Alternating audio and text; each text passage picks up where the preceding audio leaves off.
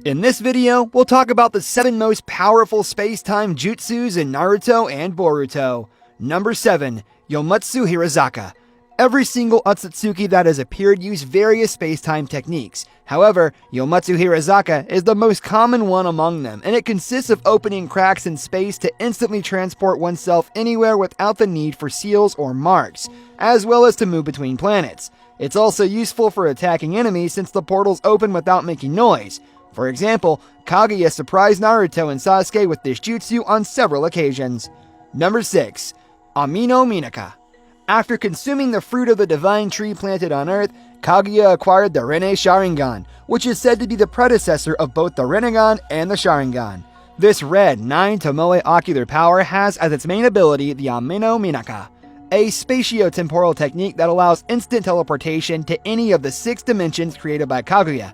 The interesting thing about this jutsu is that not only does Kaguya transport herself, but also the people around her. Unlike other techniques that require passing through a portal or being sucked into a vortex, Amino Minaka moves the characters without the need for a portal and at a speed that not even Sasuke or Naruto could follow. However, although this technique has advantages, it also has disadvantages, one of which is that it consumes a lot of chakra, so much so that even Kaguya showed fatigue after using it a couple of times.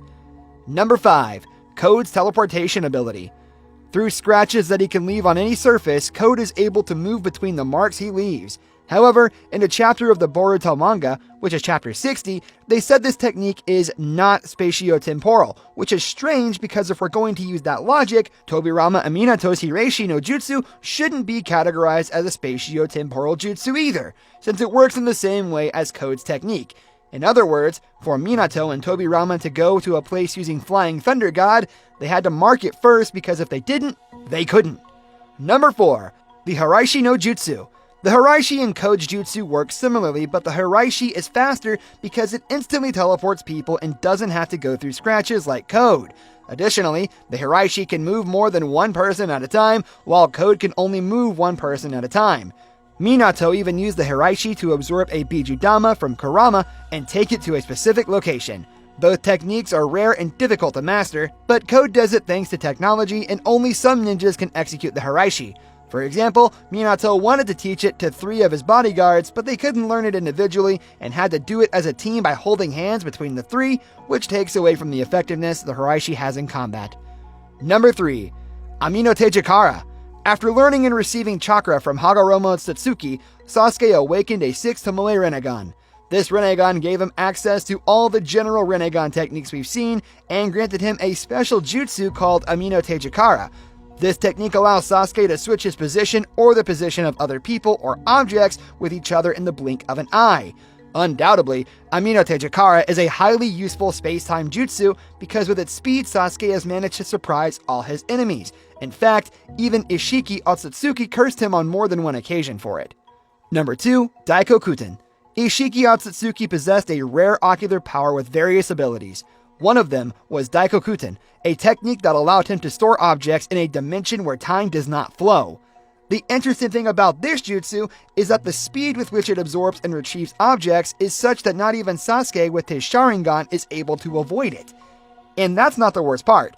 The worst part is when Daikokuten is combined with Sukuna Hikona. It becomes completely lethal. You see, what Ishiki did was shrink things with Sukuna Hikona and store them in his dimension with Daikokuten, to then retrieve them later. In fact, that's what he did in his fight against Naruto and Sasuke. Number 1. Kamui. Obito, thanks to his Mangekyo Sharingan, could use Kamui in 3 variations of it that allowed him to control space and time. With his technique, he could teleport himself, people, and objects to the Kamui dimension.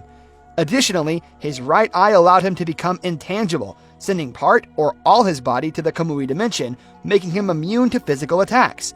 On the other hand, Obito's left eye, which Kakashi had, allowed him to create portals at a distance that sucked in objects and beings. If Obito had both eyes, his Kamui would have been faster and more lethal.